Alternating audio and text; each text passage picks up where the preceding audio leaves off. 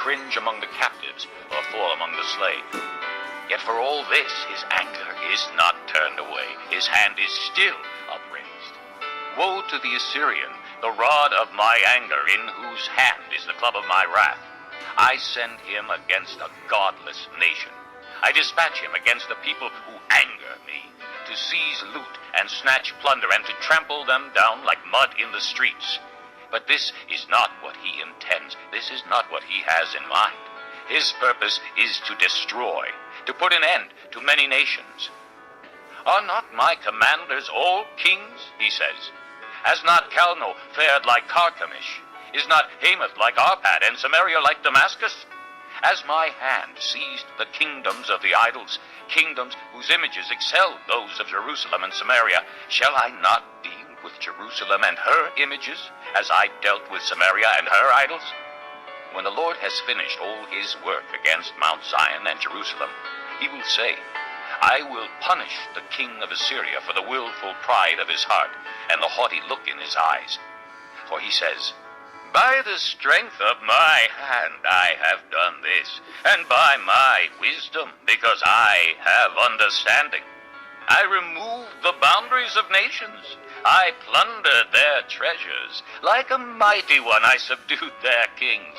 As one reaches into a nest, so my hand reached for the wealth of the nations. As men gather abandoned eggs, so I gathered all the countries. Not one flapped a wing or opened its mouth to chirp. Does the axe raise itself above him who swings it, or the saw boast against him who uses it? As if a rod were to wield him who lifts it up, or a club brandish him who is not wood. Therefore the Lord Almighty, will send a wasting disease upon his sturdy warriors. Under his pomp a fire will be kindled like a blazing flame. The light of Israel will become a fire, their Holy One a flame. In a single day it will burn and consume his thorns and his briars. The splendor of his forests and fertile fields it will completely destroy, as when a sick man wastes away. And the remaining trees of his forests will be so few that a child could write them down. In that day, the remnant of Israel, the survivors of the house of Jacob, will no longer rely on him who struck them down, but will truly rely on the Lord, the Holy One of Israel. A remnant will return. A remnant of Jacob will return to the mighty God. Though your people, O Israel, be like the sand by the sea, only a remnant will return. Destruction has been decreed, overwhelming and righteous. The Lord Almighty, will carry out the destruction decreed upon the whole land.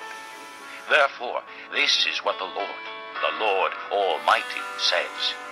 O my people who live in Zion, do not be afraid of the Assyrians, who beat you with a rod and lift up a club against you as Egypt did.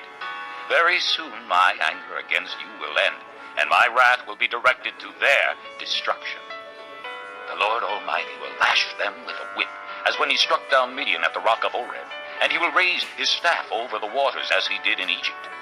In that day their burden will be lifted from your shoulders, their yoke from your neck. The yoke will be broken because you have grown so fat. They enter Aiath, they pass through Migron, they store supplies at Michmash. They go over the pass and say, we will camp overnight at Geba. Ramah trembles, Gibeah of Saul flees. Cry out, O daughter of Galim. Listen, O Laisha. Poor Anathoth. Madmannah is in flight. The people of Gebim take cover. This day they will halt at Nob. They will shake their fist at the mount of the daughter of Zion, at the hill of Jerusalem. See, the Lord Almighty will lop off the boughs with great power. The lofty trees will be felled, the tall ones will be brought low. He will cut down the forest thickets with an axe. Lebanon will fall before the mighty one. Chapter 10. Woe to those who make unjust laws, to those who issue oppressive decrees to deprive the poor of their rights and withhold justice from the oppressed.